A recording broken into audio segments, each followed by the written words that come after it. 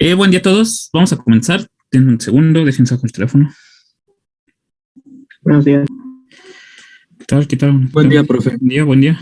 Permítanme. Buena tarde, profe. Tarde.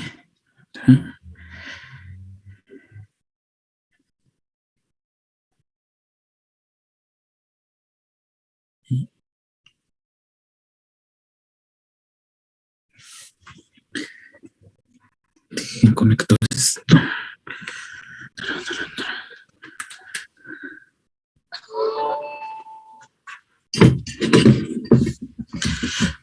Vale. ¿Qué vamos a hacer hoy? Vamos a seguir viendo librerías, pero hoy vamos a utilizar otra librería. Vamos a entender cómo trabajan los archivos en una computadora.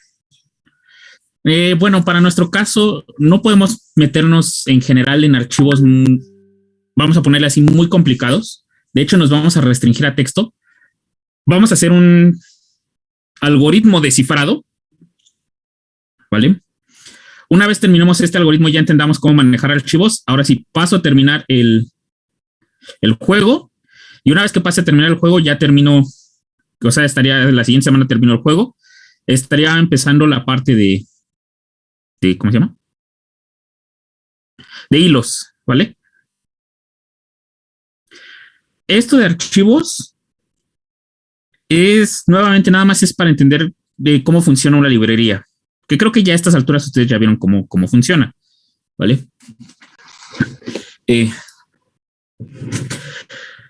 Como les decía, no puedo meterme a manipular archivos bastante complicados, incluso las imágenes. Si quisiera hacer un programa que leyera imágenes con puro C, sin utilizar ninguna librería externa, es bastante complicado. ¿Por qué? Bueno, un archivo cualquiera, el que ustedes quieran, vamos a decir un archivo de datos, que no es lo mismo que un archivo de ejecutable, que en parte es lo mismo, pero el ejecutable, bueno, tiene instrucciones específicas. Vamos a llamar un archivo de datos como lo pueden ser imágenes, música, texto. No se me acuerdo otro tipo de archivo. Bueno, páginas HTML que al final son texto. Nunca me había puesto a pensar, pero creo que nada más hay una clasificación de archivo, video, audio, texto. Y eso, audio y video, se pueden clasificar ambos en multimedia.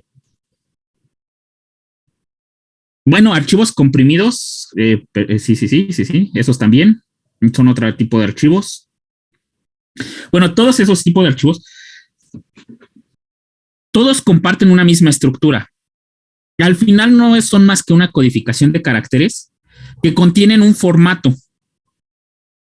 Un formato que cualquier programa que intente leerlos les va a decir cómo se leen. Valga la redundancia, ¿no? Les dice ya tiene que tener las instrucciones precisas para saber qué significa cada etiqueta del programa. Entonces, miren, ¿a qué voy con esto?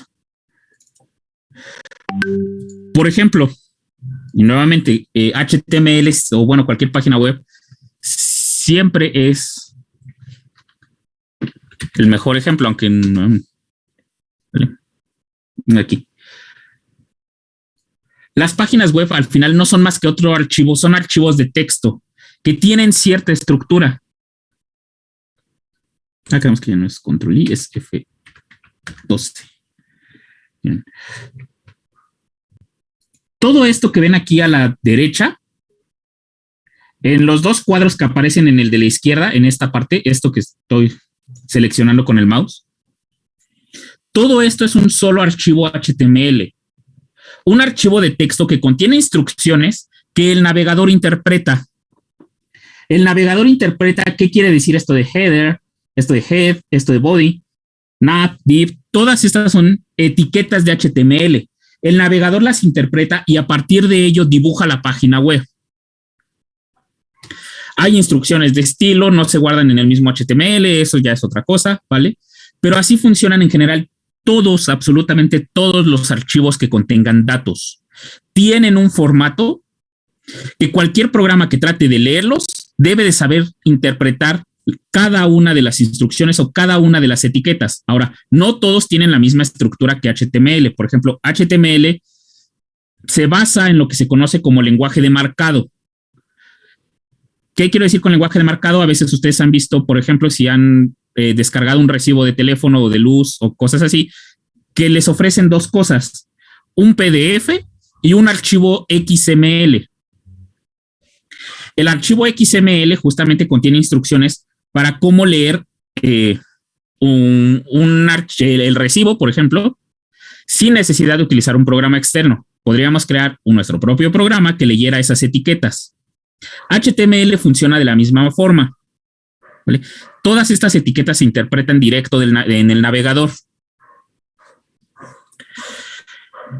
Otros programas, por ejemplo, Word, que guarda los documentos en doc y hoy en día en docx, tienen su propia estructura.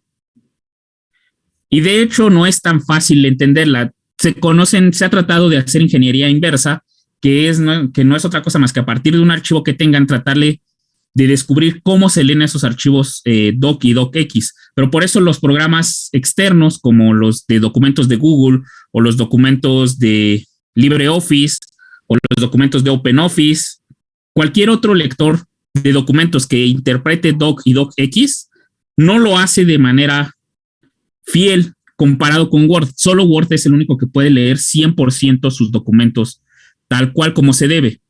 En los otros siempre tenemos problemas de compatibilidad, porque sí se ha intentado leerlos y hay instrucciones que ya se conocen y se sabe cómo funcionan, etiquetas como esta que ya se sabe qué hacen, pero hay otras que no. Microsoft es cerrado en ese sentido. Entonces, por eso no se pueden interpretar esos archivos doc y docx en todos los programas de manera eficiente. De hecho, entre más cosas utilicemos que solo aparecen en Word, por ejemplo, WordArt, el manipulador de ecuaciones de Word, claro. ¿Qué otra cosa? Bueno, cosas de ese estilo.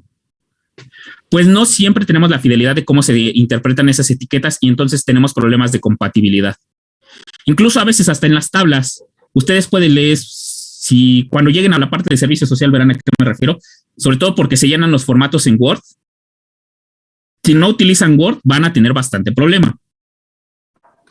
Es más, ni siquiera Microsoft ha podido llevar la lectura de un archivo de Word completamente a la versión de Office 365.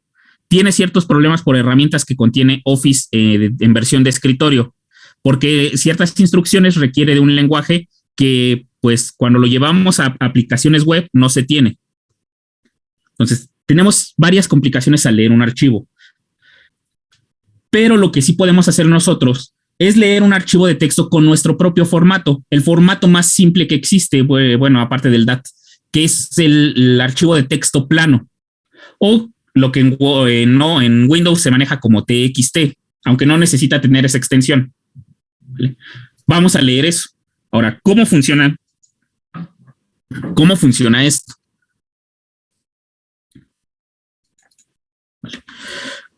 Cuando vamos a leer un archivo, nosotros solamente leemos esas instrucciones como si estuviéramos leyendo la terminal.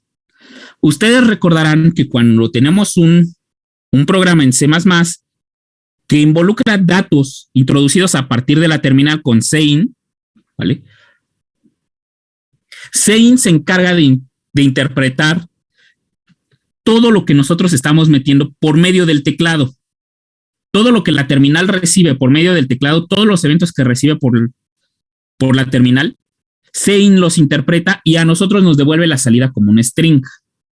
Bueno, resulta que tal cual no es un string, sobre todo cuando vamos a manipular archivos. Realmente lo que almacenamos es lo que se conoce como buffer. Y ahorita, permítanme, déjenme abrir el folder.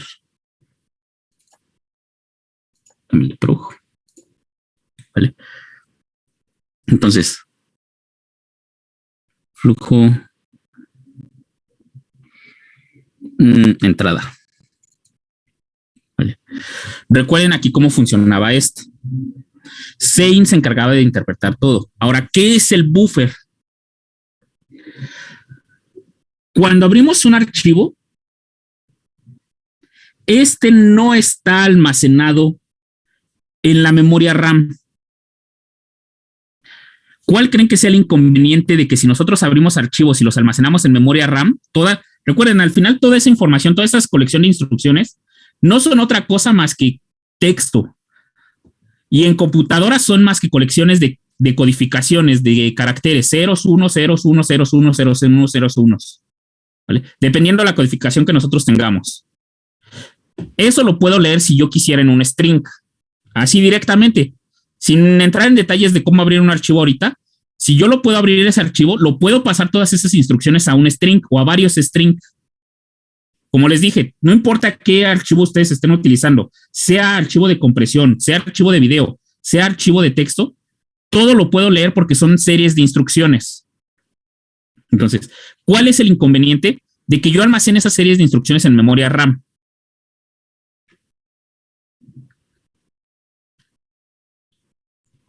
¿De que se van a sobreescribir constantemente o algo por el estilo? No. La sobreescritura no vamos a tener ningún problema. Yo los puedo pasar a la RAM, copiar y pegar tal cual si quiero. ¿Es volátil? No, mientras esté ejecutándose el programa no se va a borrar esa parte, entonces puedo acceder al archivo en la memoria RAM. Bueno, a todo lo que haya subido a la memoria RAM. O sea, no me estoy refiriendo a almacenarlo, por ejemplo, como si fuera en el disco duro. No. Yo ya tengo mi archivo en el disco duro, almacenado. ¿Vale?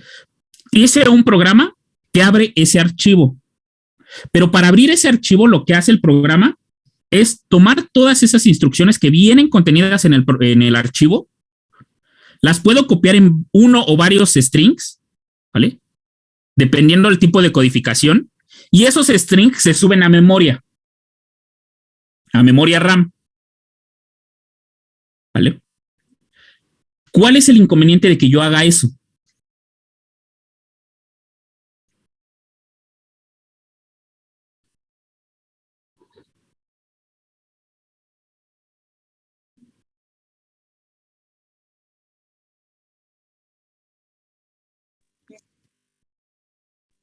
¿Podría ser que es limitada la propia memoria RAM?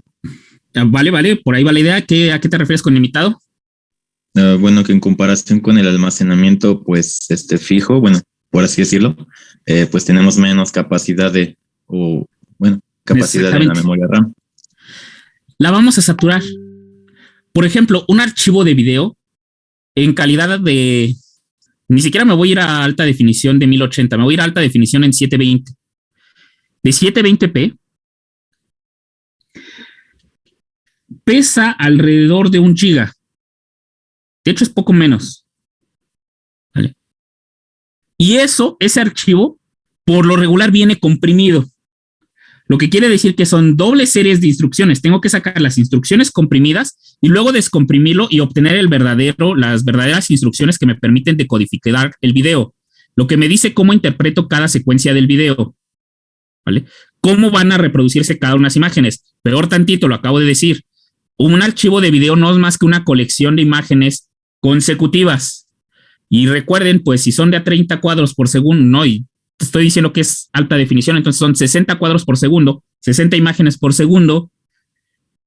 Una película o un video de 1 hora, que es los que pesan aproximadamente 1 giga en alta definición, pues son demasiadas imágenes. Y esas imágenes ya descomprimidas, que lo tengo que hacer, porque si yo voy a leer un archivo, tengo que descomprimir eso, tengo que descomprimir esa información para poderla yo reproducir. Entonces, todo eso se estaría guardando en RAM y la RAM la tengo demasiado limitada. La voy a saturar si yo almaceno todo eso en memoria RAM. De hecho, es el problema o el dilema con las bases de datos. Las bases de datos tampoco guardan archivos directamente. Se guardan en un disco duro aparte y luego, cuando yo las quiero llamar, lo que yo almaceno en la base de datos no es más que la ruta de la carpeta donde está guardada la imagen. No guardo la imagen como tal en la base de datos. La guardo aparte y en la base de datos o en mi tabla solamente almaceno la ruta donde está la imagen. Así ahorro bastante espacio. En memoria RAM, hay que aclarar. Entonces, aquí va a pasar algo similar. El buffer como tal no es más que la forma en que nosotros nos vamos a comunicar con el archivo que está almacenado en el disco duro.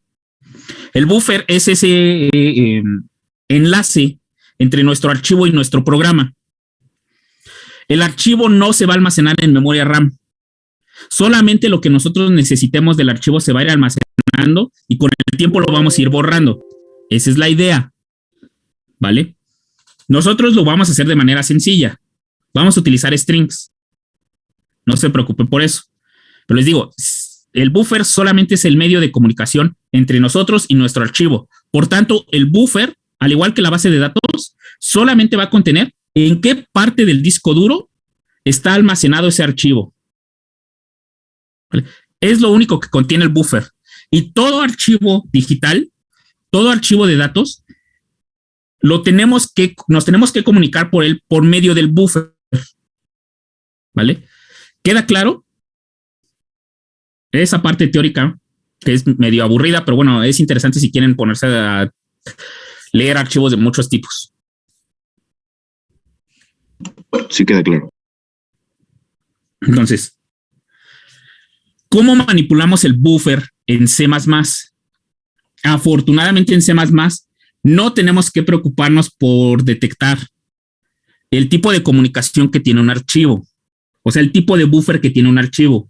C++ nos proporciona una librería que ya nos permite definir un buffer y traer un archivo directamente, sin importar el tipo que nosotros queramos, un archivo de datos codificado. ¿Vale? Ya nos permite establecer el buffer que nos permite comunicarnos con nuestro archivo. ¿Cuál es el problema? Que este buffer está completamente limitado. Como lo es para cualquier tipo de archivos generales, la idea de C++ es siempre manipular todo a nivel de memoria. Este buffer solamente me permite obtener strings. De hecho, no solamente strings, sino sí me permite obtener diferentes tipos de datos, ¿vale? Pero solamente restringido a los datos a los tipos de datos ya definidos en C++. Por ejemplo, si leo una imagen, por ejemplo, una imagen PNG,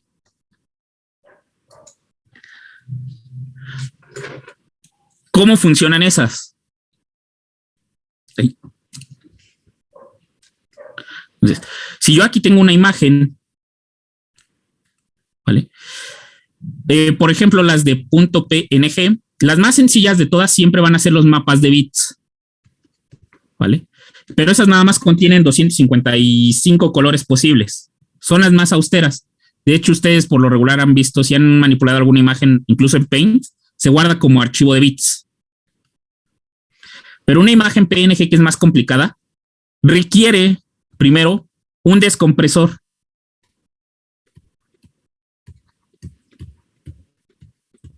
Y luego del descompresor, el intérprete de las instrucciones PNG.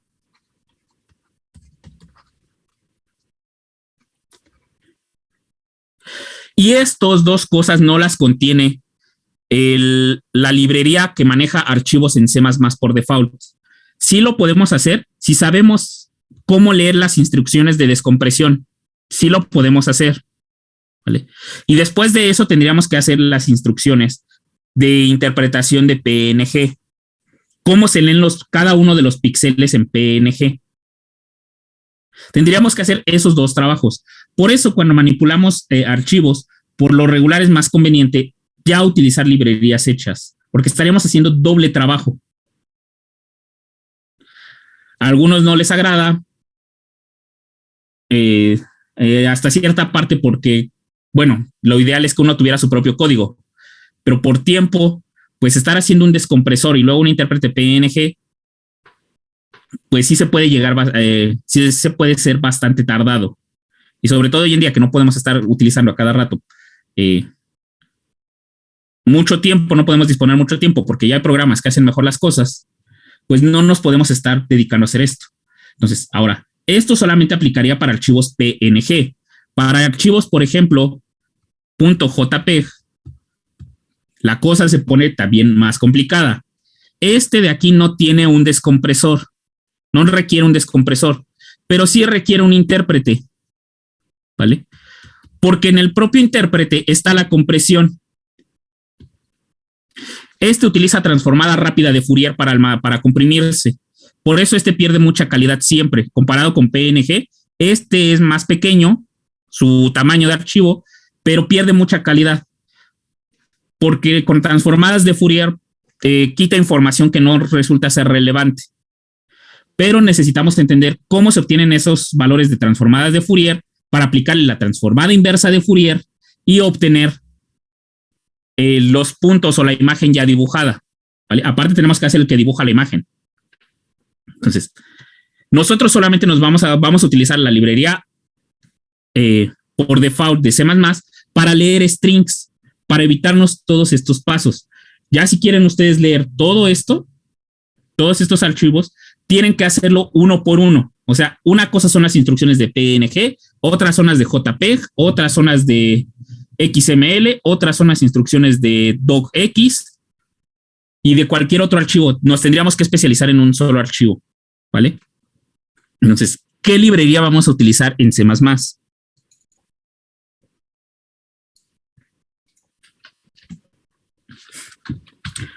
La librería que se encarga de los archivos es sencilla, su nombre de recordar. Stream. Vale. Si se dan cuenta con la de arriba y abajo,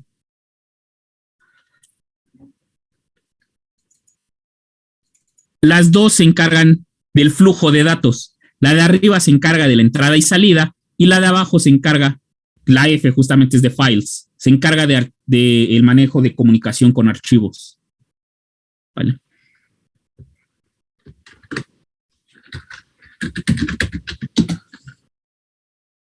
Vamos a estar utilizando esta librería nuevamente. Esta no está tan complicada, como les digo, esta es la que por default C++ utiliza. Stream C++.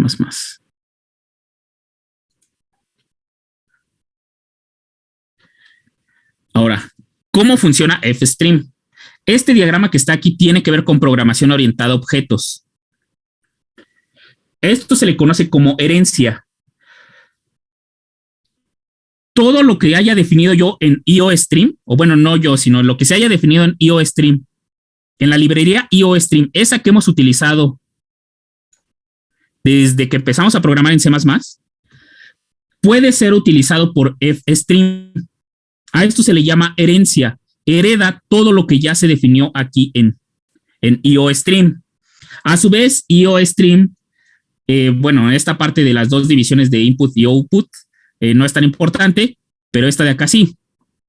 Estas dos son la versión más básica para la entrada y salida de datos en C++. Realmente estas nada más contienen definiciones de estructuras y cosas así. No tienen realmente tantas funciones que nos sirvan de utilidad. La mayoría están definidas hasta acá, hasta IOStream, ¿vale? Entonces, vamos a utilizar esta librería. Como pueden ver, realmente no contiene tantos métodos como algunas otras. A mi parecer son bastante pocos. Parecen muchos, pero por ejemplo, toda esta tabla está en la librería de entrada. Esta que les dije, todo eso se define en las básicas, ¿vale? La mayoría está definido en las básicas. Solamente que en FStream las podemos utilizar. Entonces, todo esto son los métodos que hereda. Y realmente los propios de la clase FStream son solo estos, de los cuales solamente vamos a necesitar el de open y el de close. ¿Vale? De ahí en fuera, para el manejo de archivos, ya después vamos a ocupar de aquí, vamos a ocupar este operador que está sobrecargado. Es el mismo que hemos utilizado en cout, perdón, aquí en sein, ¿vale? Vamos a ocupar este de getLine, ya lo hemos utilizado cuando vimos sein. Y vamos a ocupar el operador de, ¿cómo le llama aquí? De inserción. Este es el que hemos utilizado. No es cierto. Sí, este es el de inserción porque se le pasa cout. Este ya lo hemos utilizado en cout. Va a ser más fácil utilizar ese que utilizar estos dos. También los podemos utilizar, ¿vale? Pero estos son más sencillos. Entonces, ¿cómo vamos a leer un archivo? Ok. Entonces, primero vamos a necesitar la librería que se encarga de manejar entrada y salida de archivos. No pongas acentos. Entrada y salida.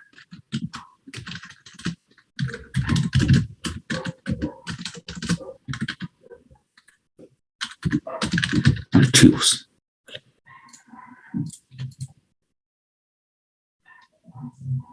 Ahora,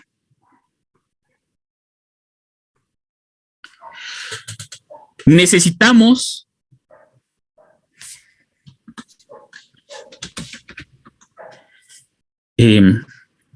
¿cómo se llama? Se me fue el nombre. Necesitamos definir un buffer, ¿vale? Algo que nos permita comunicarnos con nuestro archivo. Entonces, lo que vamos a definir va a ser objeto que define el buffer para manejar un archivo.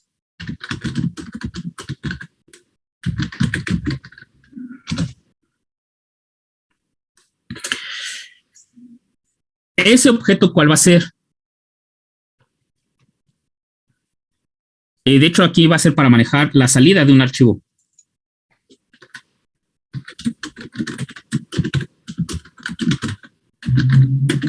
Primero vamos a sacar un archivo, ¿vale?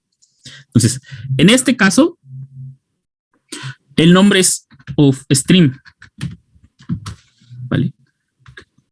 Output file stream. Déjenme ver dónde están. File stream, si alguien lo ve. Debe estar por aquí.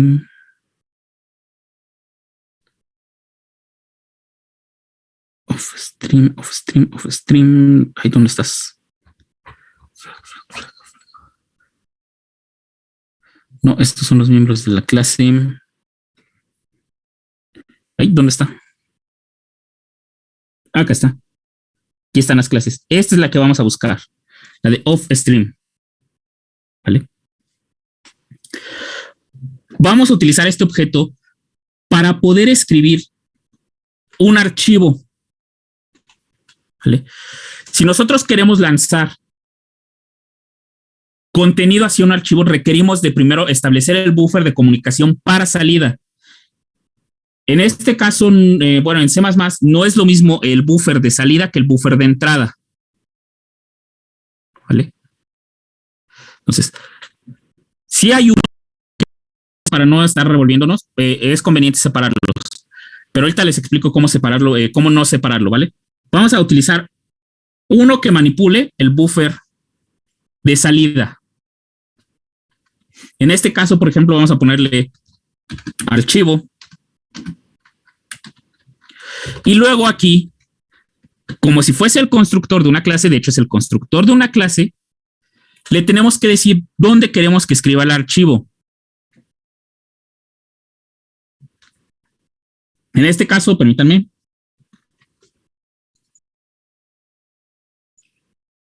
Show in File Manager. Crear una carpeta nueva. Le voy a poner archivos.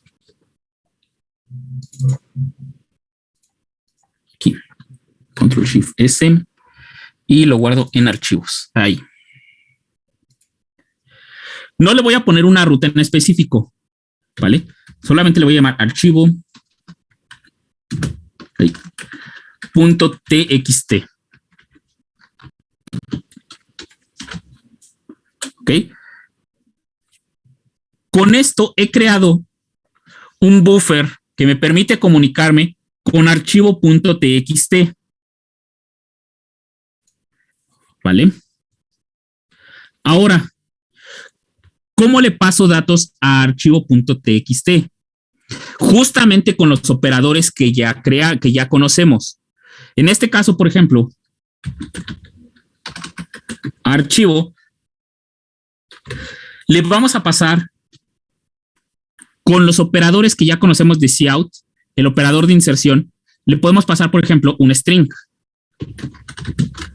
Hola mundo. End line. ¿Vale?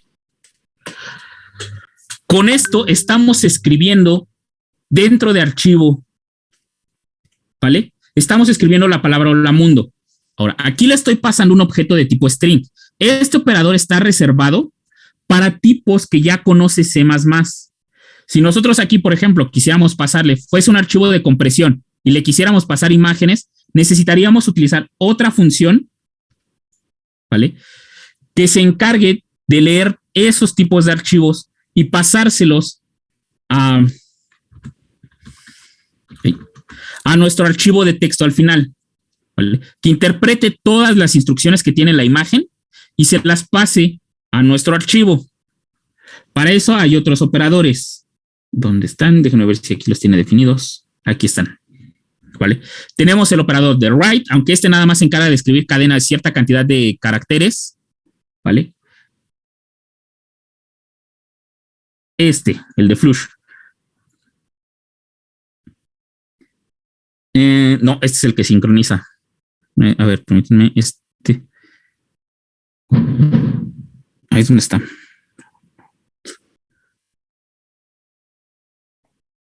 No, entonces debe de ser con este y aquí están. Sí, aquí están. Está sobrecargado aquí, ¿vale? Tenemos que definir streams de salida o cadenas de salida que interpreten las instrucciones de nuestra imagen texto. Esa parte, bueno, suena un poco complicada. Realmente la única complicación que tiene esta parte es entender cómo funciona cada archivo que nosotros queramos manejar, ¿vale? Y de hecho aquí vamos a poner en C++ porque este debe de contener. Este es el que más utilizo. A título personal, yo por lo regular los paso como objetos vacíos, ¿vale? No se los recomiendo que lo hagan. O sea, eso no lo hagan. Mandar como objetos vacíos las cosas. Porque después con objetos vacíos recuperarlo es un poco costoso. Pero a mí se me hace la forma más sencilla. Esto me permite mandar estructuras, me permite mandar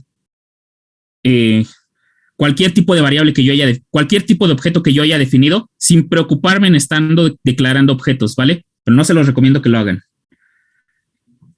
Por lo regular lo que se utiliza no son esos, son estos. Son streams de salida. ¿Vale? Los streams no son más que la serie de instrucciones. No es otra cosa más que lo que hacemos con cout. Esto, por ejemplo, es parte del stream de salida. Los saltos de línea, ¿vale? Pero bueno, eso es si ustedes quieren manipular imágenes, por ejemplo, o video, sin utilizar librerías externas. Tienen que aprender a leer el archivo desde cero. Si no logran pasar esa parte, pues al final solamente van a obtener una serie de caracteres codificados en algo que no va a entender su programa. Entonces, otra vez, con este operador, con el operador de inserción, le estoy pasando a archivo el texto hola mundo y el salto de línea. Vale. Luego viene la otra parte. Necesitamos, cada vez que deje de utilizar el archivo, cerrarlo. Este se va a cerrar de manera... cerrarlo quiere decir que voy a eliminar el buffer de comunicación. Este se va a eliminar de todas maneras cuando termine la ejecución del programa. Eso no hay problema. Igual que las variables, se eliminan una vez que termina la ejecución del programa. Se libera esa parte de la memoria. Pero es una buena práctica, si nosotros ya terminamos de utilizar un archivo, no dejar el buffer ahí en memoria que me pueda ocupar el espacio que necesite otro buffer para almacenar, ¿vale? ¿Por qué? Bueno, porque la parte del buffer nos va a estar leyendo el archivo línea por línea, por ejemplo, y esas líneas se van a almacenar justamente en la parte de memoria que tiene reservada. Entonces, si no las cerramos en cuanto las dejemos de usar, pues tendríamos esas líneas ahí estorbándonos. Que ahí se queden, porque siempre está a la espera de darnos una comunicación. Es como les dije, les mencionaba de la comunicación entre el procesador y la memoria RAM. Hay una pequeña memoria dentro del procesador que es la memoria caché. Cuando nosotros lanzamos un programa, parte del código de la codificación en lenguaje máquina se pasa a la memoria caché y el procesador está leyéndolo constantemente. Lee las instrucciones de ahí, pero no lee todo el programa, no se pasa todo el programa de un solo golpe, sino se va pasando por pedazos. Aquí lo mismo, el buffer solamente va pasando por pedazos nuestro archivo para no saturar. Entonces, aunque nosotros acabemos de utilizar, puede que las últimas partes que se pasaron al buffer todavía queden ahí en memoria y eso nos puede causar bastantes conflictos, sobre todo en saturación. Por eso es una buena práctica estarlo cerrando. ¿Vale? ¿Dudas?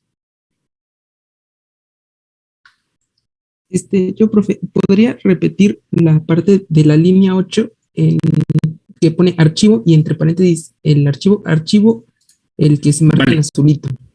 Sí. Este archivo es el nombre que yo le voy a dar al buffer. ¿Vale? El buffer se maneja como si fuese una variable. Entonces, lo que yo le paso al buffer, y para identificar esto, porque no es lo mismo un buffer que maneja este archivo .txt, que yo cree otro buffer que maneje archivo 2.txt, por ejemplo. ¿Vale? Por ejemplo, aquí podría crear archivo 2 y este va a manejar, se va a encargar de la comunicación con archivo 2.txt. ¿Vale? Cada archivo debe de tener su propio buffer. Así funciona la comunicación. La comunicación es directa. Sería como un teléfono de esos de vasos. ¿Vale? Nuestro buffer es ese pequeño cable que nos comunica con nuestro archivo. Entonces, solamente hay un cable para cada uno de los teléfonos. Lo mismo aquí pasa con el buffer. Solamente hay un buffer para cada uno de los archivos. Entonces, se manejan como variables. Los tenemos que identificar con nombres que no hayamos utilizado. En este caso, yo estoy utilizando archivo y archivo 2 para cada uno. Este no va a existir, este no lo voy a utilizar, ¿vale? Este solamente lo pongo aquí como comentario. Y este no es. Y ahora, ¿qué le estamos pasando aquí entre paréntesis a archivo?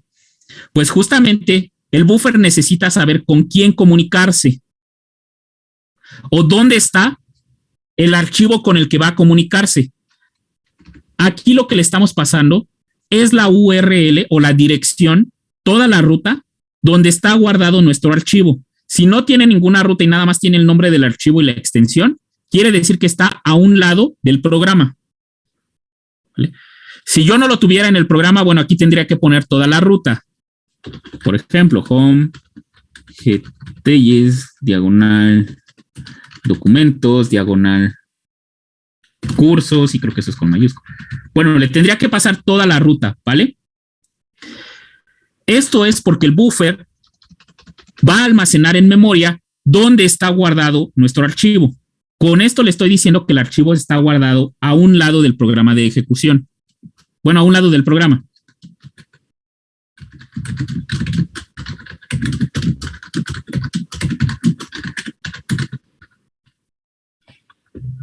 Vale.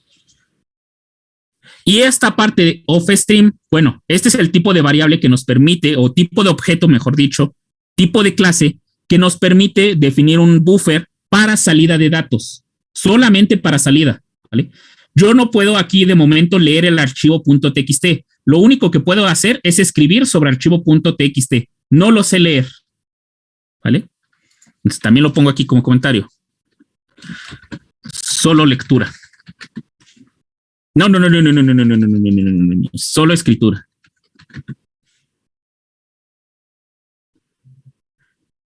¿Vale? ¿Queda claro cómo funciona? ¿O algún otro detalle que...? Sí, bueno, en el archivo se va a crear en cuanto nosotros corramos el programa o debe de ser un archivo creado? Depende de los privilegios que tengas en la carpeta. Miren. Formalmente, si nosotros tenemos privilegios, el programa lo debe de crear. Ay. Más. Archivos.cpp o archivos.xpp /archivos.xpp. ¿Vale? Aquí está. Ahí donde está. Aquí está. Aquí está. ¿Vale? El programa se encarga de crearlo. Si yo no tuviera privilegios para que cualquiera pudiera escribir en esta carpeta, el programa me marcaría un error. De hecho, no me marcaría error. El programa continuaría ejecutándose. Después vamos a ver, ahora sí, cómo manipular eso. ¿Vale? Miren. Una forma de verlo. Si archivo, si out, el archivo, el archivo se abrió correctamente.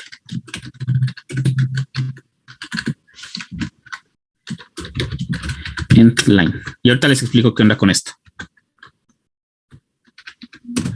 De hecho, quiero ver si ustedes ya lo logran entender. ¿Qué está pasando aquí?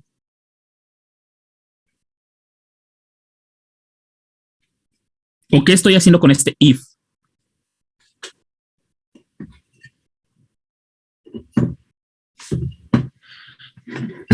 Sí. Está detectando si se creó el buffer o no. Exactamente, esa es la idea. ¿Vale? Si el buffer no se hubiera podido crear, esto hubiera quedado como un objeto vacío o como un not, o sea, un false, ¿vale? Y al momento de obtener un false no se hubiera ejecutado esto. De hecho, esa es una de las formas de verlo. Eso pasa si hay un error al momento de abrir el archivo o de crear el archivo. Por ejemplo, que no tuviera privilegios, ¿vale? Si no tengo privilegios de escritura en la carpeta, entonces aquí tendría yo problemas porque el archivo no se puede crear, no se puede construir. Entonces, si yo le pongo que ese archivo es, bueno, es que si le pongo not, de todos modos también me va a dar la dirección. Solamente cuando este tiene problemas me va a marcar 0 aquí. Retorna falso. ¿Vale? Offstream retorna falso si no se puede abrir el archivo.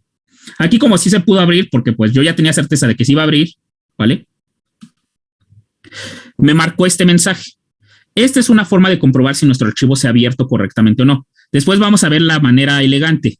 Y digo elegante porque pues al final no es otra forma más que de declarar un if, ¿vale?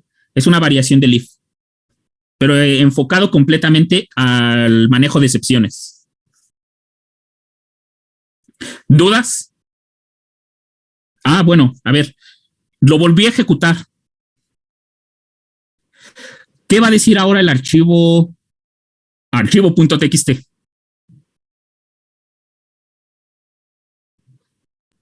Hola mundo 2 veces, ¿no? Ah, este no es. Bueno, sí es, pero no está actualizado. Ah, cerré la carpeta. Abrir en carpeta.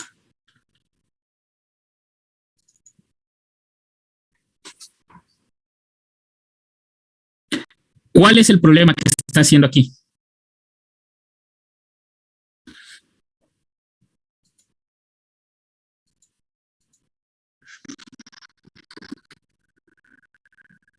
Bien, le quito una O.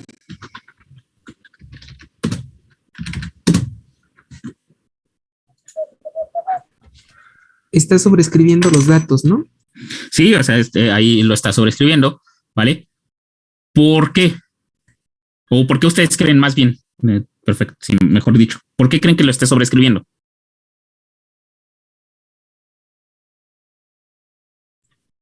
Porque el buffer es el mismo. Como el mismo. estamos utilizando archivo 1, ¿no? Si, por ejemplo, bueno, no lo he probado, pero si creáramos un buffer llamado archivo 2 y a través de ese buffer le introdujéramos otro dato, entonces ahí sí nos aparecería el lote del segundo dato. Bueno, sí, nada más que ahí estaríamos acumulando varios buffers, exactamente. ¿Vale? Esa es una manera de solucionarlo.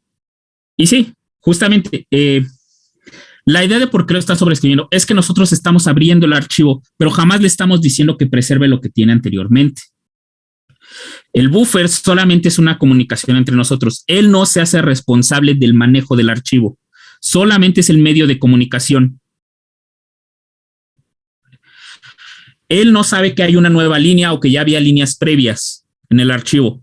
Eso nosotros nos tenemos que encargar de manipularlo. Su compañero ya nos dio una solución. ¿Vale? Podemos aprovecharnos de otro buffer o aprovechar en otro archivo, escribir lo anterior. Luego, cuando regresemos a escribir en el viejo buffer, tomamos lo anterior y le escribimos lo nuevo todo junto.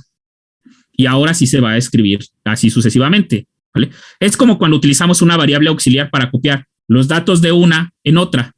Utilizamos una variable en medio, una auxiliar, que copia primero el valor de la variable previa, luego hacemos el copiado en la variable nueva y regresamos el valor anterior a la previa. Eso suena un poco enredado. Este ejercicio lo hicimos prácticamente al inicio. No, falso, eso fue en métodos numéricos. Que les comentaba que no me acuerdo. Que yo lo que quería, creo que sí fue con ustedes. Int A igual a 2. Int B igual a 3. Igual a 3. Ahora, ¿cómo haría el cambio de A que valga 3 y B valga 2? Claro, sin hacer la escritura de poner A igual a 3, perdón, A igual a 3 y B igual a 2. ¿Con un switch? Switch es otra situación aparte.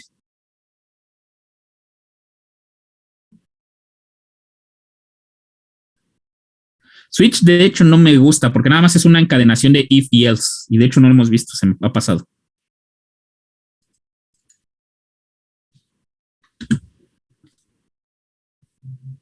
Y de hecho, esa tarea en Python es muy sencilla.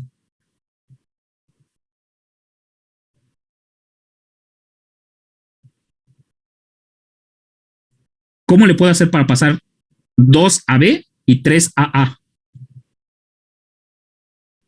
Bueno, se me ocurre una solución como muy por la fuerza, que sería definir una función que a cada entrada entera que nosotros le demos le asocie 3 y otra función, pero que haga lo mismo ahora con el 2. Y pues invocaríamos a las funciones, ¿no? Para ya cambiar los valores a 2 y 3. Ok, honestamente como que no le entendí. A ver, déjame pensar cómo me dijiste. No es necesario utilizar funciones, hay que aclarar.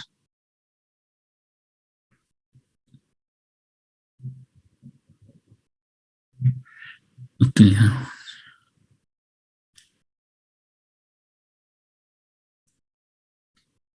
No, como que no me estoy dando a entender de esa idea. Bueno, no estoy entendiendo esa idea. Pero ¿cómo le harían aquí? Si declaramos otra variable. ¿Vale? Que sea, no sé, igual a A. Ajá. Y luego ya podemos hacer A igual a B. Perfecto. Y B igual a C. Exacto. Este es el método cómo hacer el intercambio de variables. Les digo, esto en Python es bastante sencillo. Python simplificó estas cosas. Es de las cosas cuando crean un nuevo lenguaje, pues tratan de simplificar cosas que ya se tenían previamente. Tradicionalmente así lo hacemos para intercambiar valores. Lo mismo pasaría aquí con la solución que nos dio su compañero. Utilizamos un archivo auxiliar, que jugaría el papel de la C, para sobreescribir las otras variables, sin ningún problema. ¿Vale? Así es como podemos trabajar. Lo mismo va a pasar aquí. Si yo quisiera sobreescribir el archivo con nuevo contenido, ¿vale? Utilizo unos segundos que copie el contenido previo y luego leo Ya una vez que le agregué el nuevo contenido, lo vuelvo a escribir todo en el archivo viejo. Y así ya tendría todo completado, ¿vale? Eso se va a simplificar ya cuando veamos la parte de lectura. Pero ahorita sería la forma sencilla de hacerlo. Aunque todos necesitamos la lectura, ¿vale? Entonces, ¿dudas de lo que pasa aquí? ¿De por qué se está sobreescribiendo esta parte? No, profe. Ok, entonces, con esto ya podemos escribir archivos. No vamos a tener ninguna complicación. El problema, o lo que sí sería una complicación, aunque no es una complicación, es ¿y cómo lo leo? O sea, yo ya sé escribir archivos. ¿Y cómo veo el contenido que está dentro del archivo? Pues si eso fue la escritura, ahora vamos con la librería, no la librería, perdón, la clase que se encarga de manipular la entrada o la... Es que sí es la entrada, input, sí, es la entrada de datos a nuestro programa por medio de un archivo. El stream de entrada. Si este se llama off-stream, OF-stream, ¿cómo creen que se llama el que se encarga de la entrada? IF-stream, ¿no? Exactamente.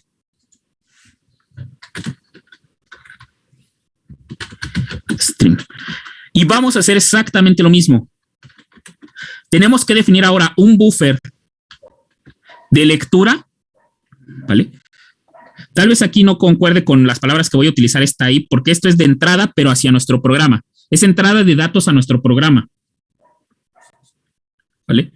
Entonces, va a ser entrada de un archivo, define un buffer de lectura para archivo.txt.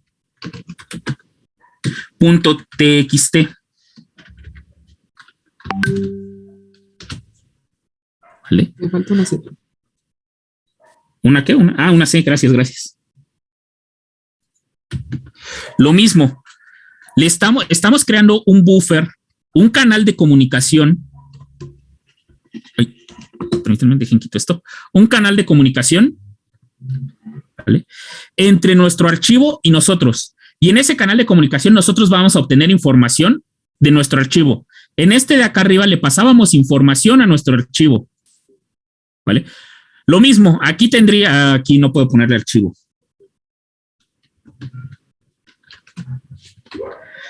Le voy a poner así. Archivo.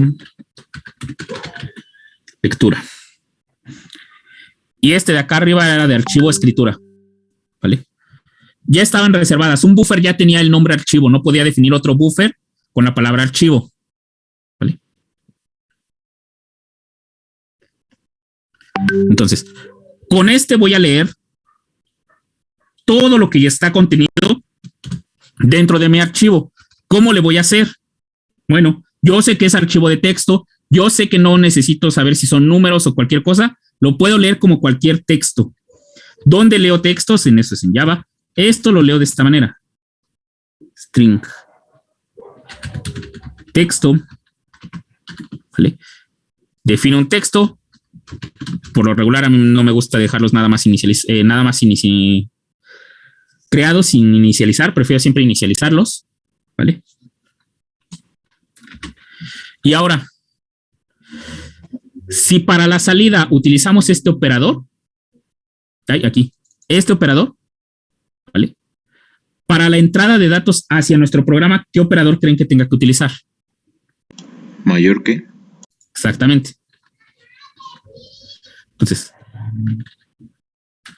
funciona similar a sein, ¿vale? Solamente que en lugar de escribir ahora sein, estamos utilizando el stream que se encarga de interpretar el archivo .txt y ese stream se llama archivo lectura, en nuestro caso. ¿Vale? Y en este caso le tengo que pasar dónde quiero que me almacene todo. Si out texto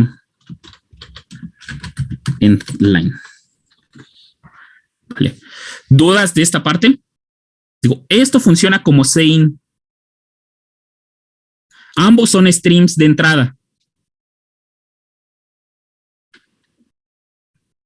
Solamente que aquí ya no queremos el de la terminal. Aquí queremos el de archivo.txt.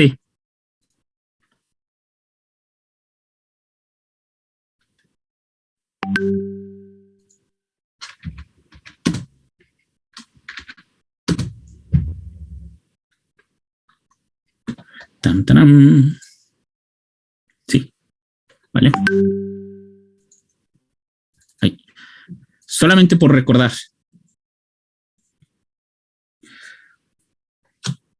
¿Por qué solamente me dio el hola? Que es algo que ya vimos.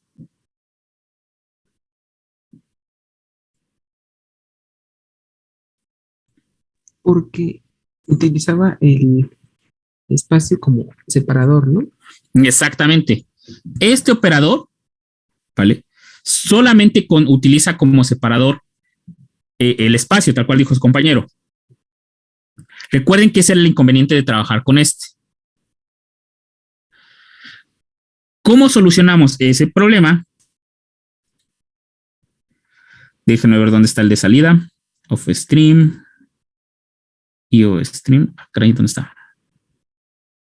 De hecho, ese debería de estar aquí en F-Stream. A ver, permítanme. F-Stream. Aquí está, eStream. Recuerden de esta función getLine. Esta me permite obtener strings.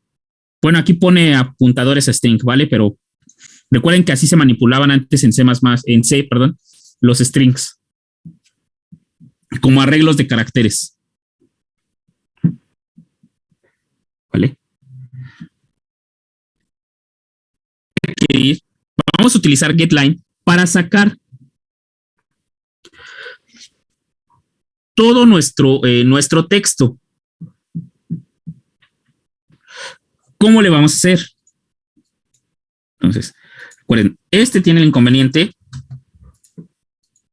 De hecho, no solamente es el espacio el que utiliza como separador, ¿vale? Pero es el clásico. Utiliza el carácter de espacio como delimitador.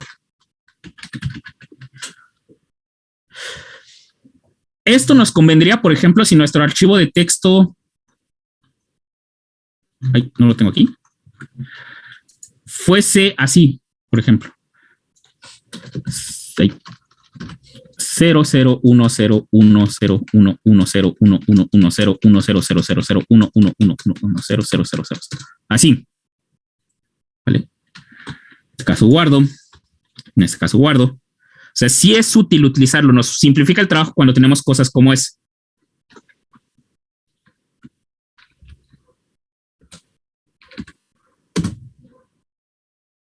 ¿No lo guardé? Ah. Es que está sobreescribiendo, ¿no? Exactamente, se me olvidó. Permítanme. Y no he cerrado el archivo. Otra cosa, se me olvidó cerrar el archivo. Ahorita quito estos comentarios, ¿vale? Y esto era así. 0101010100000001110001110.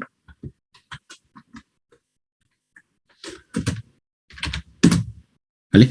Y ahí está toda mi cadena. Ahora el que utiliza como delimitador va a ser justamente el salto de línea.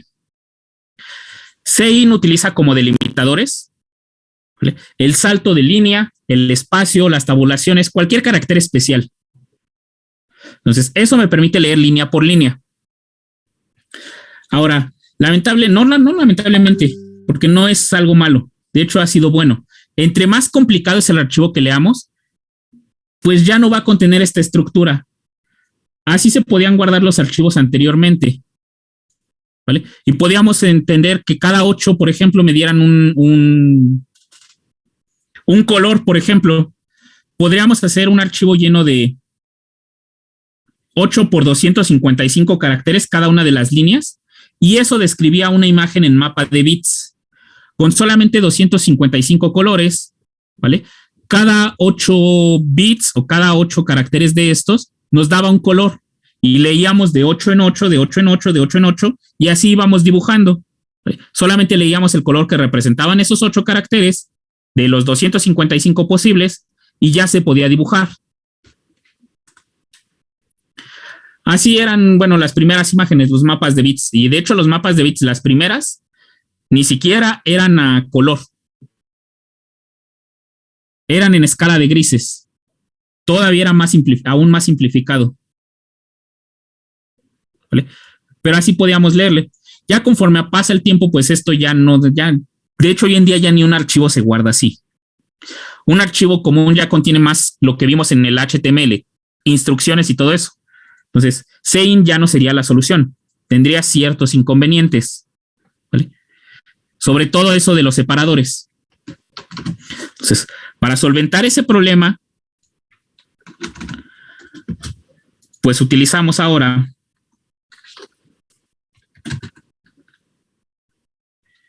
es getLine, ¿vale? Con getLine vamos nosotros a obtener de archivo lectura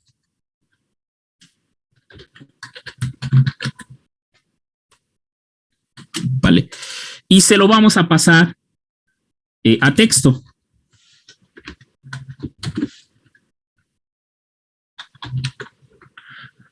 ¿Vale? ¿Es al revés? Ah, es que puse archivo. Archivo lectura. Dejen hago clear. Y ya nosotros obtenemos solamente una línea. Con esto podemos obtener una sola línea. Si se dan cuenta, este archivo tiene 2 líneas. Aunque la segunda esté en blanco, ahí está la línea. También la tendría que obtener. ¿Vale? Recuerden que a getLine le podemos estar pasando delimitadores. Podríamos hacer eso. Otra forma de obtener nuestro texto es utilizando un ciclo while. ¿Vale? ¿Cómo va a funcionar eso? Bueno,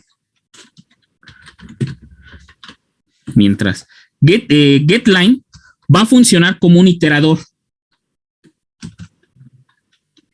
Sí, out. Ah, pues aquí lo tengo.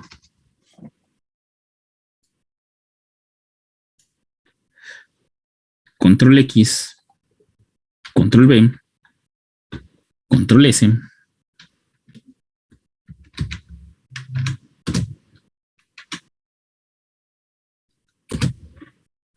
No, caray, ahí, tampoco no detectó la última. A ver, permítanme, déjenme ver si.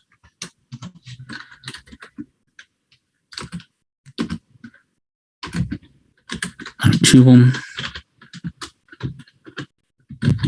Adiós.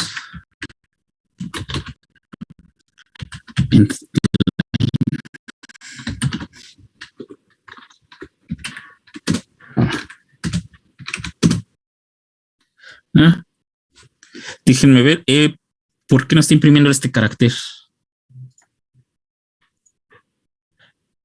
A ver, déjenme ver. Lo que pasa. A ver, solo ¿mande? le había pasado por el primer buffer, solo le había pasado hola mundo.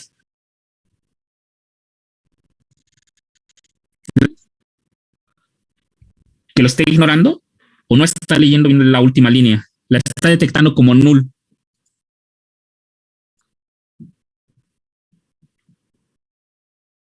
Y eso no me agrada. Miren, ahorita les explico esa parte, ¿vale? Si yo lo dejo así.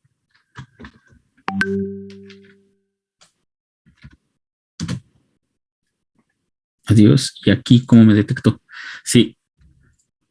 El endline, perdonen, aquí esto tiene que ver con endlines. No lo está pasando como el carácter que quiero. No lo está detectando como carácter de salto de línea. Miren, lo que pasa es que porque algo no me agradaba aquí, ¿vale? Es que aquí imprime hola mundo y adiós. Bueno, no le he puesto hola mundo, se ha quedado como hola mundo y adiós, ¿vale? Imprimía esas dos, pero debería de imprimir la tercera línea que pasaba aquí abajo, esta de aquí. Pero en el caso de getLine, ¿vale? Como se lo estoy pasando con endLine, no lo está leyendo como si fuera una nueva línea, sino lo está detectando como una línea vacía. Por eso no me lo está imprimiendo, ¿vale? De todos modos, la lectura del archivo concuerda, está bien. Solamente que la línea vacía las está marcando como, pues justamente eso, como líneas vacías. Entonces, ahí tengo que checar porque también estoy pensando que realmente es la terminal la que me está causando el problema. La terminal debería de imprimir algo así. Déjenme ver cómo lo pongo.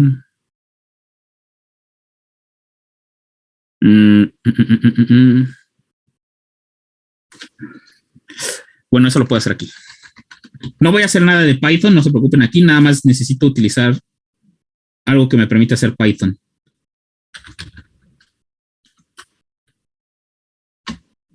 No es Python. Perdón, aquí no es Python, es... Mira, mejor lo hago aquí. Lo que pasa es que debería de sacar esto. Debería de sacar hola mundo, dar un salto de línea, luego escribir adiós, dar un salto de línea y luego dar un salto de línea adicional. ¿Vale? Pero hay una forma de ver si es la terminal o es la lectura. Aquí casi se me olvidaba. Sí.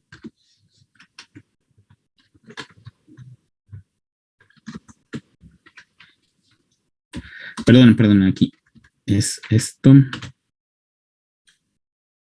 Entonces aquí es la terminal. Archivo en line.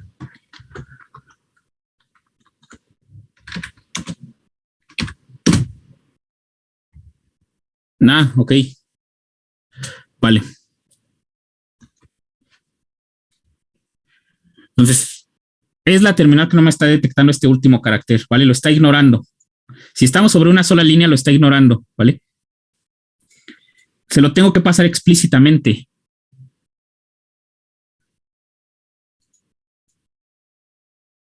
Sí, este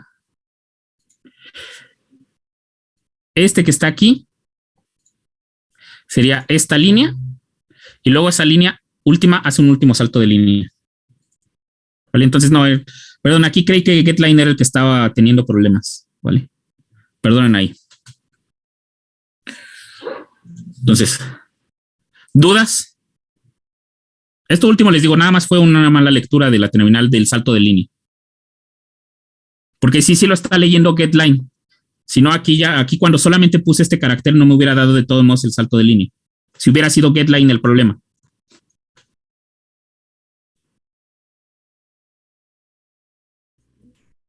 Profe, ¿Qué pasó? cuando ahora sí que, por así decirlo, insertamos el contenido del archivo .txt dentro de Ajá. la variable texto, Ajá. ¿no habrá algún problema si el archivo es muy grande? Si archivo es muy grande. A ver. ¿En la parte de la lectura o la escritura? En la lectura. Acá abajo. No. De hecho, tampoco en la escritura. Bueno, en la escritura sí, porque entonces querría decir que nosotros ya estamos saturando la memoria. Bien. Justamente por eso sale el concepto de buffer. Es lo que les comentaba.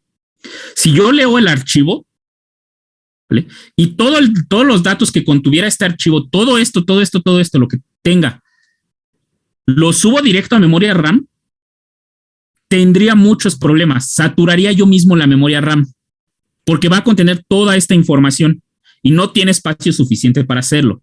Incluso si tuviéramos 64 gigas, bueno, la podríamos saturar si abrimos, por ejemplo, varios archivos pesados. Y no solo los archivos de video son pesados, de hecho, archivos de imágenes, sobre todo cuando se están utilizando un editor de imágenes, son bastante pesados, ¿vale? Pero si estamos abriendo muchos archivos a la vez, saturaríamos de manera inmediata la memoria. ahí sí tendríamos problema. Pero el buffer fue hecho para evitar ese problema. El buffer solamente es un canal de comunicación donde lo único que guarda en memoria RAM, ¿vale? Prácticamente son tres cosas, porque me faltaba una cuarta que no recuerdo exactamente cuál es, ¿verdad? Pero guarda la dirección donde está almacenado nuestro archivo, ¿vale? Eso es para entablar un canal de comunicación. Ahí tiene que saber dónde. Evidentemente guarda la dirección de memoria RAM donde se almacena la dirección del archivo. Contiene eso. Contiene el tamaño del archivo. Eso realmente es nada más para saber hasta cuándo leer, cuándo termina de leer su trabajo, cuándo termina su trabajo. Y el último, si no estoy equivocado, es la posición en la que se queda el buffer. O sea, el buffer nos va a estar enviando constantemente todos estos datos, ¿vale? Es más, aquí con este getLine y con este while, estamos obteniendo, ¿vale? Entonces necesita guardar en qué posición se quedó la última vez que trabajó. Después podemos controlar esas posiciones, ¿vale? Con otros métodos, por ejemplo, el de get. El de get nos permite decidir desde dónde queremos empezar a leer el inicio, regresarnos hasta el inicio de la lectura y hasta dónde queremos terminar de leer, ¿vale? ¿Cuántos caracteres queremos leer? Pero aquí lo estamos haciendo línea por línea, entonces necesita guardar esa posición. Y esos 4 datos se pueden guardar perfectamente en memoria RAM sin ocupar espacio. Entonces no vamos a tener problemas de saturación de memoria RAM porque nuestro archivo .txt no se está almacenando en memoria RAM. Bueno, sí tendríamos problema, por ejemplo, si estas variables que están obteniendo cada una de las líneas, todas las almacenamos en la memoria RAM, ¿vale? Si creamos un archivo, un arreglo de strings donde guardamos todas estas líneas, pues sí, va a ser como si nosotros estuviéramos almacenando todo el archivo en la memoria RAM y tendríamos problemas. Pero la idea de manipular archivos es que no hagamos eso. Solamente utilicemos variables temporales, como en este caso texto, que solamente me va a almacenar una línea. Y en cuanto leo otra línea, su valor cambia, ¿vale? El primer valor que tiene texto es hola mundo. Pero cuando deja de leer esa línea o cuando yo ya termino de manipular esa línea, ahora su valor vale adiós. Y entonces ya no guardo este dato y ya solamente guardo esta parte, ¿vale? Y así evito saturar la memoria. ¿Vale? ¿Queda claro? O lo podemos ver aquí con un ejemplo. ¿Cómo sería eso? Miren, por ejemplo, si yo hago esto, string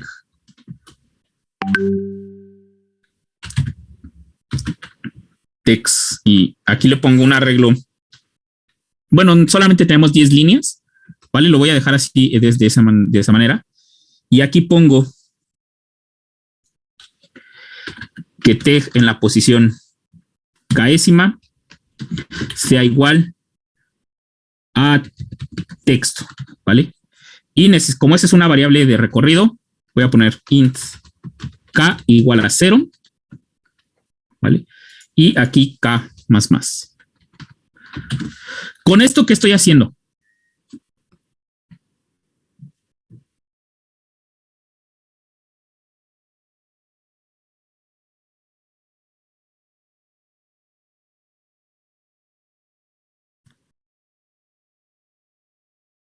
Rellenar el arreglo text con cada línea de texto. Exactamente. En términos de memoria, ¿qué estoy haciendo? Gastándola.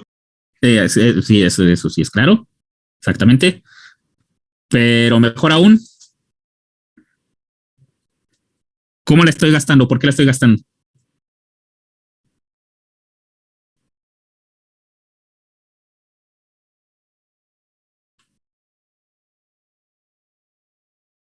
Ok. En cada una de las entradas de teg, ¿vale? Estoy almacenando una línea de texto. Una entrada de teg va a almacenar hola mundo, otra entrada de teg va a almacenar adiós, otra va a almacenar este arreglo y así sucesivamente. Este interlineado y otra el otro interlineado. Se van a ir almacenando así. De manera que si yo siempre hiciera esto, es como si almacenara todo el archivo .txt dentro de la memoria RAM. Y eso, si mi archivo .txt es demasiado grande, contiene demasiadas líneas de código, bueno, no es código, demasiadas líneas, eso me saturaría la memoria. Porque otra vez, es como si estuviera yo guardando el archivo completo dentro de la memoria RAM. Aquí lo estoy haciendo línea por línea. Cada una de las líneas las estoy metiendo en este arreglo y ese arreglo está almacenado en memoria RAM. Gasta espacio. Entonces, el buffer se hizo para evitar esto. ¿Vale? Para no estar subiendo el archivo a la memoria RAM y no tener problemas de saturación. El buffer solamente es un enlace entre nuestro archivo y nosotros que evita que tengamos que hacer que el archivo se guarde en memoria RAM y se quede en el disco duro. ¿Vale? ¿Dudas? No, profe. No, profe, gracias. ¿Vale? Line. Y ya no necesito esta.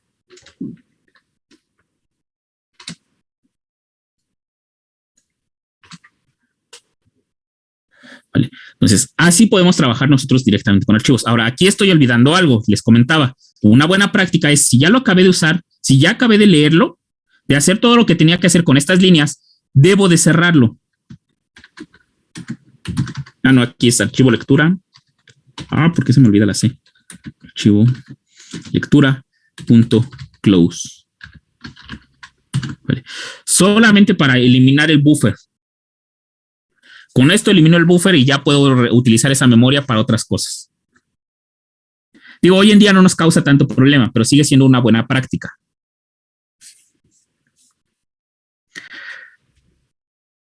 Entonces, ¿dudas? Esto lo vamos a hacer porque vamos a hacer un programa que se encargue de encriptado. Vamos a pasarle un archivo de texto. Ese archivo de texto lo vamos a encriptar, ¿vale? Y vamos a lanzar otro archivo de texto con el texto encriptado. Profe, ¿Qué pasó? es que no me queda claro exactamente como anteriormente. Ah, sí, se me pasó explicar esa parte. El getLine, ¿vale? Funciona como un iterador.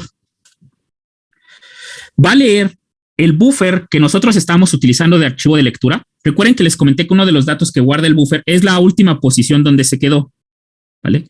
Donde está leyendo. Con getLine va a leer la línea 1 y va a cambiar la posición del buffer, ¿vale? De manera que getLine, mientras la posición del buffer en la que se encuentra en el buffer, o sea, la posición donde se encuentra en cada una de estas líneas, no sea nulo, o sea, 0, va a seguirse ejecutando. Cuando ya el archivo se haya terminado de leer todas las líneas que hay aquí, el buffer va a devolver nulo y getLine va a devolver nulo, o sea, va a devolver 0. Entonces, en ese momento va a devolver false, ¿vale? Pero la variable de incremento está almacenada aquí en la posición del buffer. Cuando el buffer termina su lectura, lo siguiente que va a devolver es falso. O va a devolver nulo, más preciso, va a devolver nulo. Y el nulo es equivalente a falso. ¿Vale? Pero la variable de corrimiento viene implícita aquí. Esto es lo que les comentaba de los iteradores cuando leíamos un string. Aquí hay un iterador. El iterador se encarga de recorrer línea por línea y ya cuando no encuentra ninguna línea nueva, devuelve nulo. ¿Vale? Similar a lo que pasaba en... ¿Dónde está? Librerías. Aquí está. Aquí debe estar. ¿Dónde está? Aquí. Sería equivalente a esto que está aquí. Solamente que ahí el iterador no lo necesitamos invocar como aquí. Ya viene implícito en este buffer. Aquí y aquí en getLine. ¿Vale? Cuando buffer devuelve que ya acabó su lectura, getLine va a devolver nulo y por tanto falso. Recuerden, while solamente entras a un ciclo, no necesitas una variable de corrimiento a diferencia de for. En while solamente necesitas un condicional que te devuelva verdadero o falso para saber si entras al ciclo o no. Nosotros hemos utilizado contadores porque utilizamos el operador de menor que o mayor que, y esos devuelven verdadero o falso. ¿Vale? ¿Queda claro o todavía hay complicaciones en esa parte? Porque esta parte, bueno, sí puede ser bastante extraño, aunque y muchas veces no se utiliza un condicional como tal, sino pasan cosas como esta. Profe, y en ese No, caso, sí, profe. ¿cuál sería la diferencia de Gracias. ponerlo sin el while? Como si yo hago esto. Así. Ajá, y el cout abajo. Ah, ok, el que borré. Vale. Esto lo único que va a hacer es devolverme la primera línea, porque por default el operador, el getLine, el buffer, está marcado en la posición 0, o sea, en la línea 0, que es la hola mundo, que aquí es la línea 1, ¿no? Pero recuerden que siempre en programación se maneja desde el 0. Entonces, esta es la línea 0. GetLine solo me va a devolver el hola mundo, y en ese momento le va a decir al buffer que cambió de posición, ¿vale? Que cambia a la siguiente línea. Pero es todo lo que me va a imprimir, hola mundo, y es lo único que le dice al buffer, vale, ya leí la primera línea, pásate a la segunda, pero ya la segunda no la va a imprimir, porque getLine solamente obtiene de una en una línea. ¿Vale? Sí, out. Texto. Endline. ¿Qué se me olvidó? Texto. Ah, dejé de paréntesis aquí. Listo. Clear.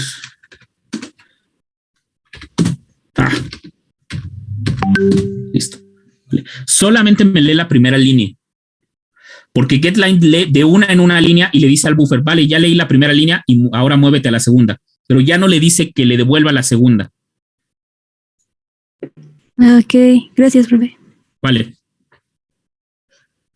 Si no hay dudas, nos vemos el jueves y terminamos de ver esta parte del buffer, o bueno, esta parte de lectura y entrada, porque hay aquí esta parte era para entender la entrada y la salida. Pero si nosotros le quitamos la O y la I, FStream se encarga de manipular la entrada y la salida. No necesitamos estarlas llamando por separado. ¿Vale? Podemos crear un buffer de entrada y de salida. C++ no lo permite. Pero aquí con esto, bueno, espero que quede claro cuándo hablamos de un buffer de entrada y cuándo hablamos de un buffer de salida.